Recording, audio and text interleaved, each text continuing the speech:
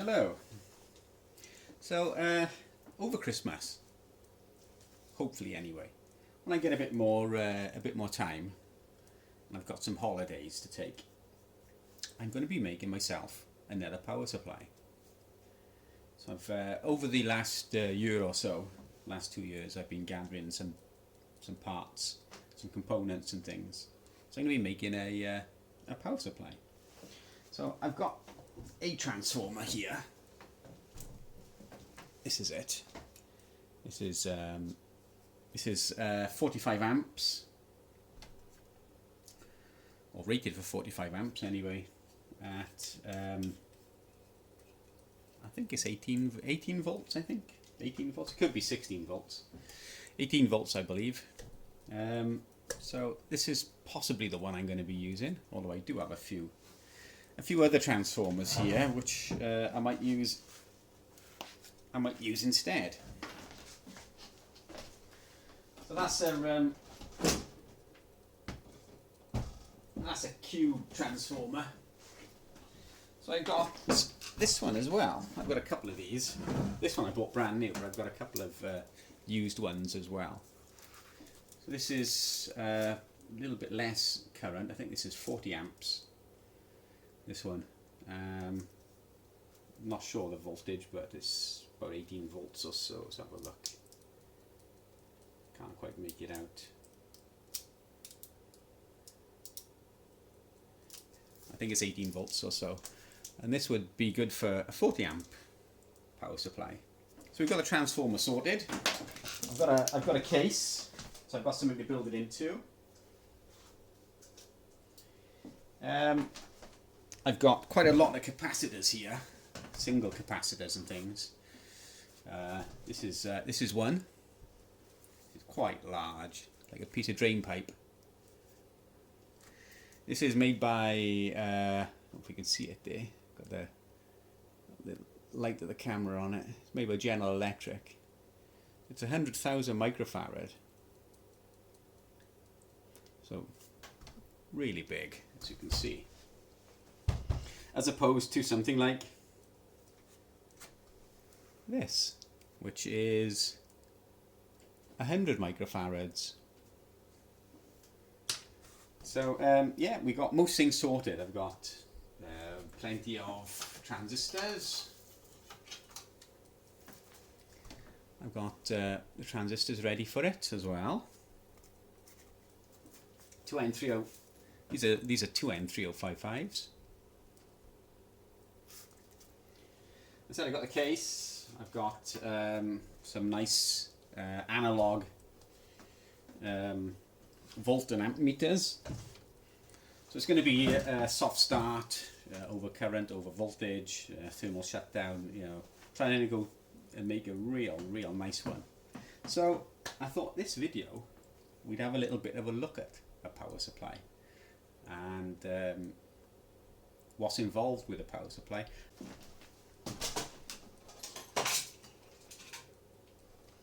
Got a little Midland 2001 FMCB straight 40. Ooh. December 1981. December 81, the year of manufacture. Get on a bit. So I'm thinking possibly we can knock up a rough and ready, very crude power supply to run this, just to see if we can do it.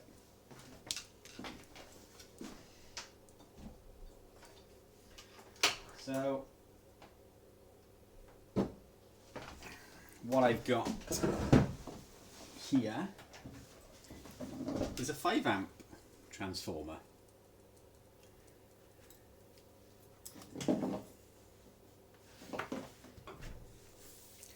Got a 5 amp transformer here.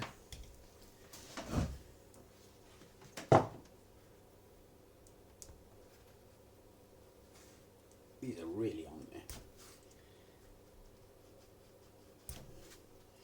Okay, so there's a 5 amp transformer connected to a mains lead, which will go into my isolation transformer.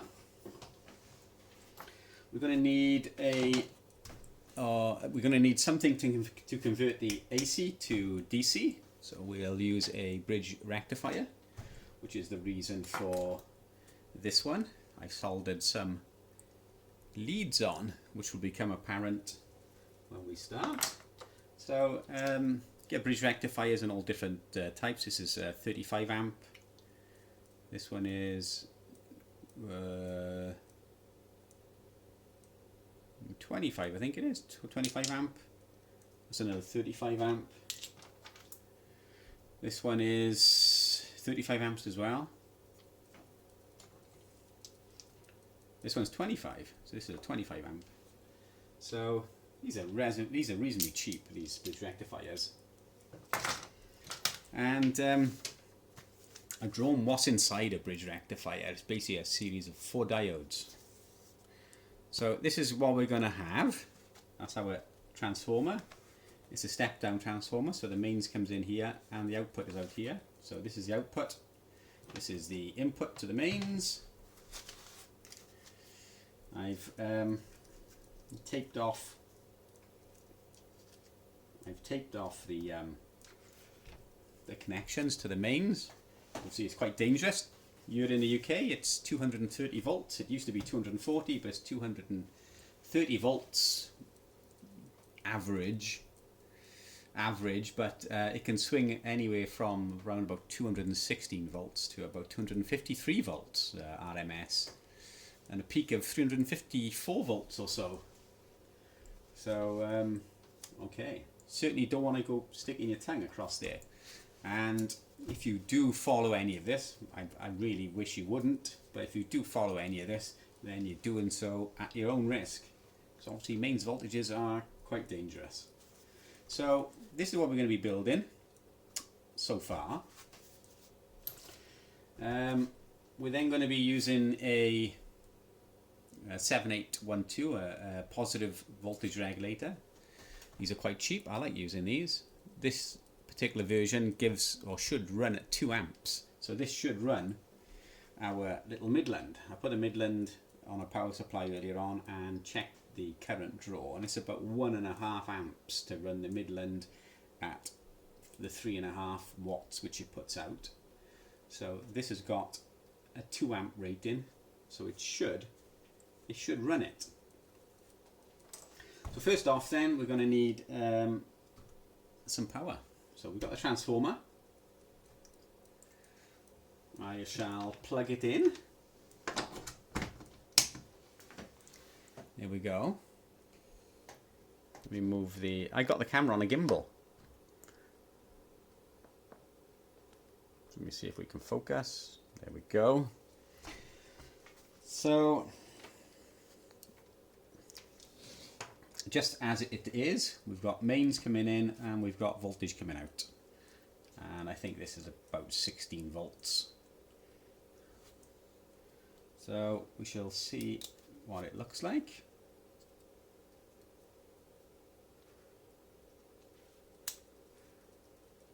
If it'll stay on there, which it won't. Okay, so we can see the waveform. It's AC. You see the sine wave. There we go. And we have a frequency of 50 Hertz, which is what you would expect in the UK. We have a frequency of 50 Hertz. So now if we connect our bridge rectifier to get rough DC,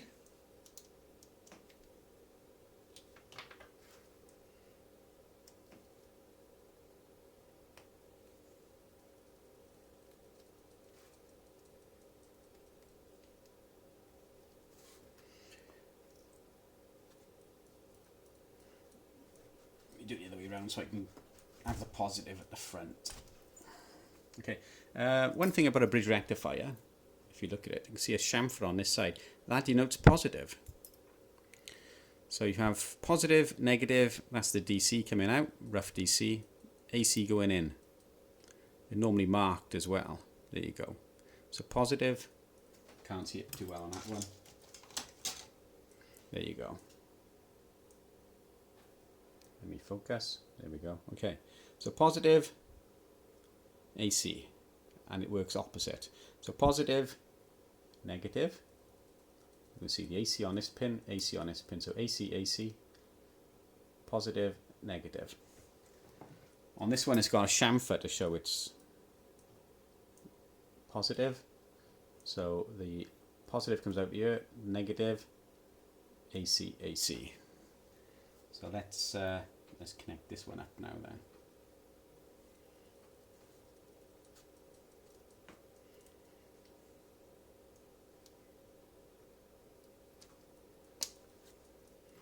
Okay. I say if you follow any of this, you're doing so at your own risk. Just plug it back in.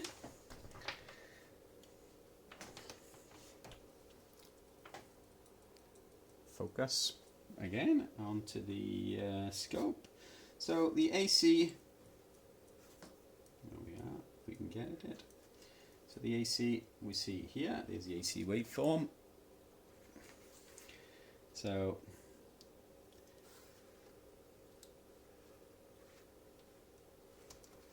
there's the DC waveform. There we go. So it's a full wave bridge rectifier. So if we look at the AC wave again, if it'll stay on there, which it probably won't, we can see that it dips. There's a negative cycle, positive cycle, and it dips down and then comes back up like this. And we've got a gap missing here and a gap missing there, because obviously that's the negative cycle. So there's nothing on the positive cycle there. It dips down negative, then goes positive, and then negative, and positive. So there's a gap there and a gap there. So when it converts it to DC, the bridge rectifier can convert the AC to DC, because it's a full wave. It also doubles the frequency. So as I said, UK is 50 ohms, 50 hertz. We've now got 100 hertz, and we've got an extra. We've got an extra cycle or an extra peak there, so it's double the frequency and also basically double the waveform. So if I show you what we really want, this is a 9-volt battery, probably a little bit less now, about 7 I expect. That's DC. There we go.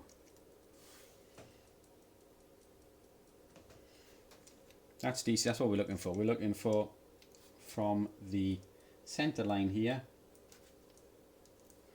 we're looking for basically a real nice straight line, which is DC in this case. So that's what we're looking for. Obviously 9 volts is not enough to run the radio, to run our Midland. So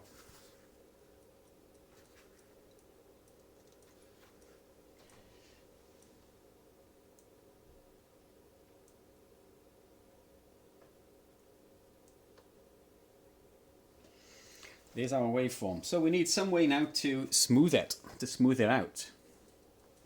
And that's generally accomplished by a capacitor. But why this size? Why so big? Okay. Why can't we just use something like this? This is 2 very tiny electrolytic capacitors. And we have 4.7 microfarad and 10 microfarad. So we got 14.7, almost 15 microfarads. And you think, righto. So as I said, what we're looking for is a nice straight line. So let me connect it around the right way. Obviously they're polarized. Capacitors, electrolytic capacitors. Electrolytic capacitors are polarized, so you have a negative and a positive, like you would on a battery. Negative, positive. There we go.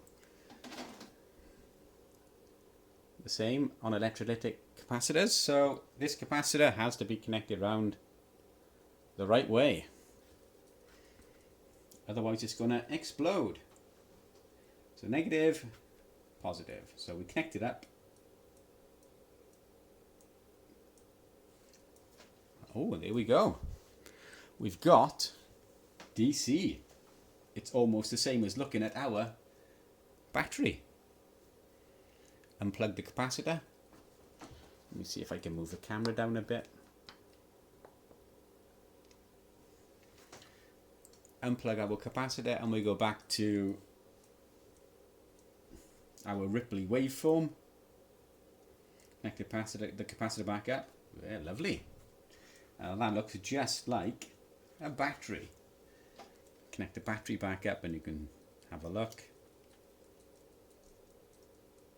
There we go. Obviously this is less voltage than what was coming out of here, so it's not as high. There we go.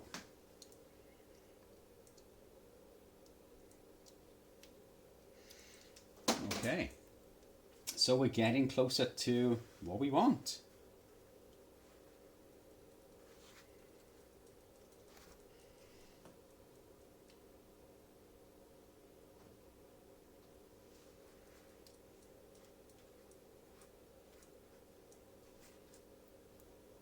Let's see where the waveform's gone.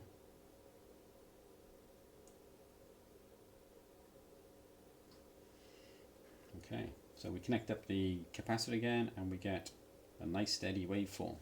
You think, right, we can connect our radio to that. Well, we can't really. For one, there's no regulator circuit, so as we draw current off the power supply, the voltage will do this. It'll jump around. It won't be stable. So on receive, it might be here. As soon as we key up, the voltage will sag. It'll sag, and then as we unkey, it'll jump back up, and it'll be doing that. So what's wrong with this? It looks fine. Okay. So we'll use a resistor to simulate drawing a little bit of current.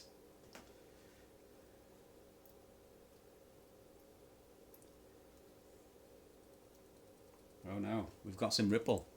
That's what happens. We get ripple. It's no good. It's gone back to being almost that Ripley waveform we saw when we didn't have a capacitor. When we take the load off, it goes back to being nice and smooth again. Connect the load back up to it, and we get that again. Let me see if I can.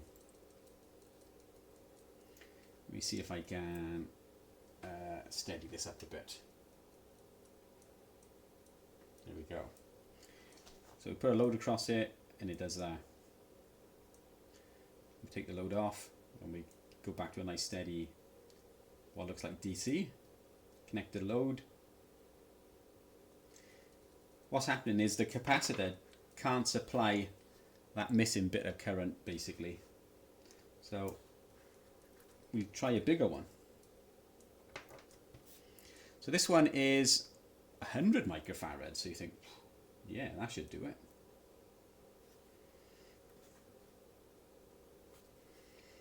So there we go, there's our nice smooth DC. Connect our load. Oh, it's better, but we still got some ripple. You can just see some ripple there. Looks like waves on a shoreline there, basically. So there's still some ripple. So how do we combat that? We need a bigger capacitor again. So this one is 2,200 microfarads. And this is the one we're going to be using for our power supply. So I connect this up.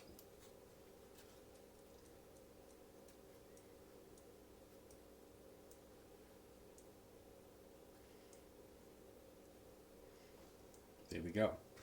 Let's draw some current off it again and see what happens.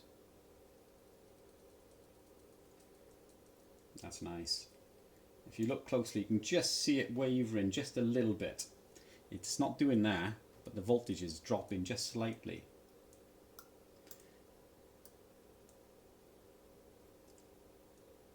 there's no ripple. So we'll use that. And plug it.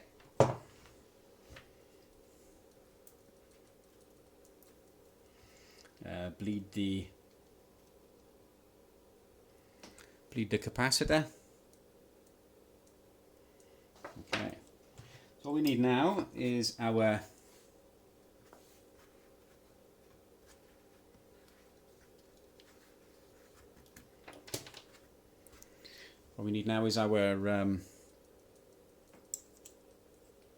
regulator.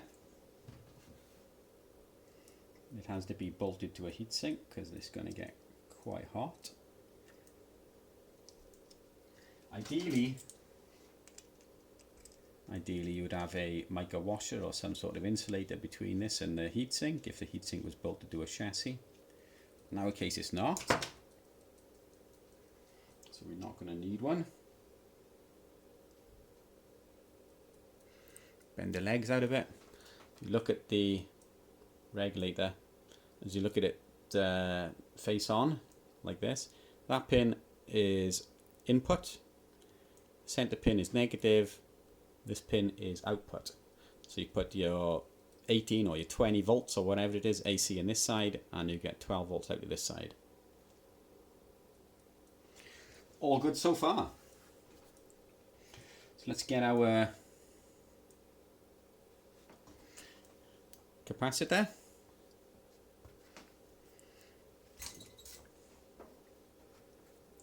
Be sure it's all unplugged. Yes, it is.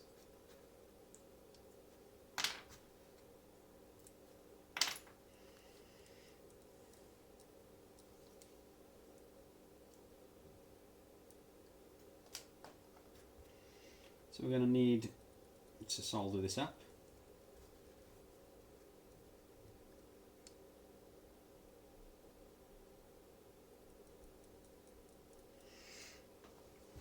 Because the video is getting quite long, we're at 22 minutes already.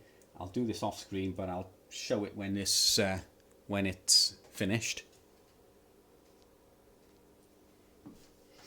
Okay, so the power supply is now wired up. So we have the transformer, the bridge rectifier, the capacitor, basically one of these, the capacitor, and on the capacitor I've soldered directly onto the capacitor the voltage regulator, which is basically one of these. So all I've done is I've bent the legs a little bit. Let me focus in on this. I bent the legs a bit and I've soldered the capacitor directly to the legs, basically. That's all I've done. So that's it.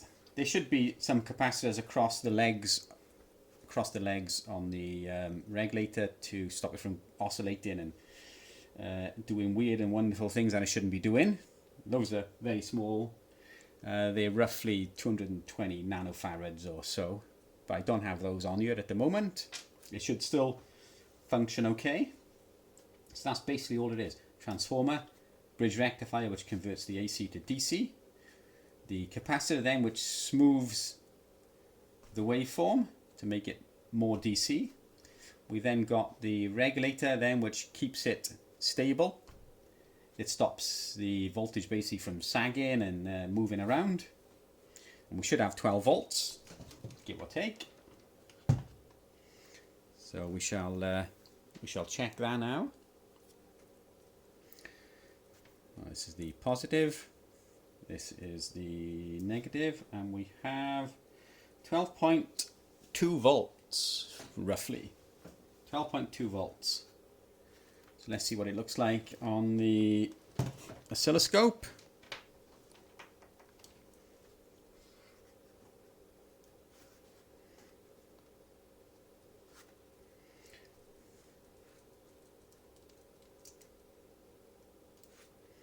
Okay,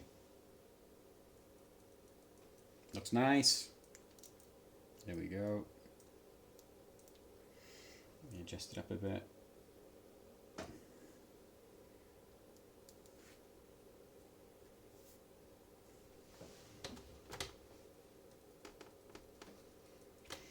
can see we have 12 volts, which is roughly what the meter corresponded to.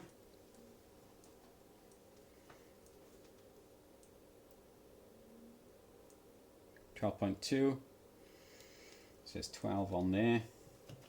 Well, 12.4 maximum. So that all looks good so far. Let's connect our Midland.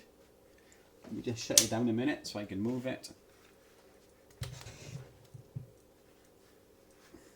Okay, so let's bring the Midland back in. I've got it connected to a dummy load. It's connected to a dummy load. So we shall connect it up now. That's negative.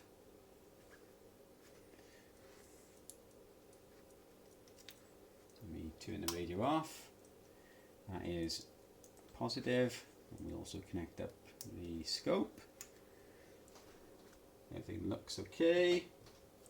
Turn it back on. Let's just check. 12.2, yeah, all looks good. Turn the radio on. There we go. How much drop have we got? Did it sag at all?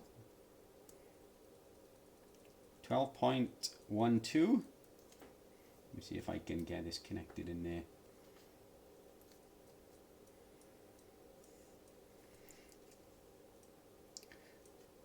If it'll stay. Okay, so 12.12, it's obviously on receive, so it's drawing in a little bit of current. Not a lot though. Okay, let's see what it's like when we key up. And there we go. A little bit of drop on the voltage.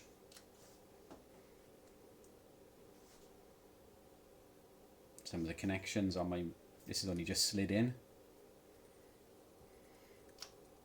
So we've got a drop, not a lot, 12.1 down to 11.92. If you wanted to increase it, then you could use a 2N3055 or some other transistor like the 2N3055 to basically boost the current. That would boost the current, but as it is, it should run the radio.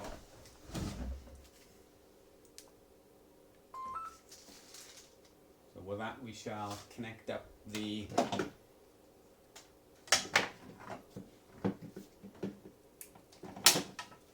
connect up the 817 I've got here, put it onto channel 1, which is 601.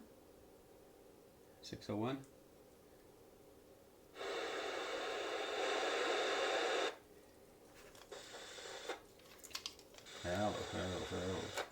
Needs some sort of antenna, which I don't have, not up here at the moment, so we'll use a bit of wire. It's only got to go so far. Obviously it's into a dummy load. Hello. So there we go. Let me switch antennas, because I think we're on the front antenna, which we are. Hello. There we go. Hello. Sounds okay. 1 2 3 4 5 1 2. 1 2 3 4 5 1 2. 1 2 3 4 5 1 2. 1 2 3 4 5. So we're just using the 817 with a tiny little bit of wire as an antenna. It's got internal batteries.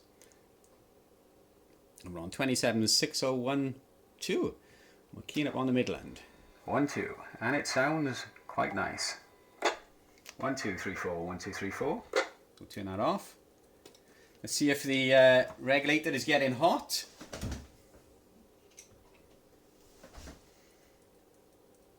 It's quite hot. It is quite hot. It's only a small heatsink, and there's no real cooling. Ideally, the heatsink would need to be bigger, but it will run the little Midland 2001. So we could box this up now. We could add a little bit of extra circuitry, a couple of fuses and things for safety.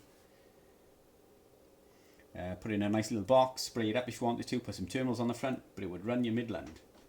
Probably wouldn't run a sideband radio or something, but like I said, you could add a pass transistor or two to boost the current, and that would do it. So, let's have a listen. Yeah. 1 2 1 2 1 2.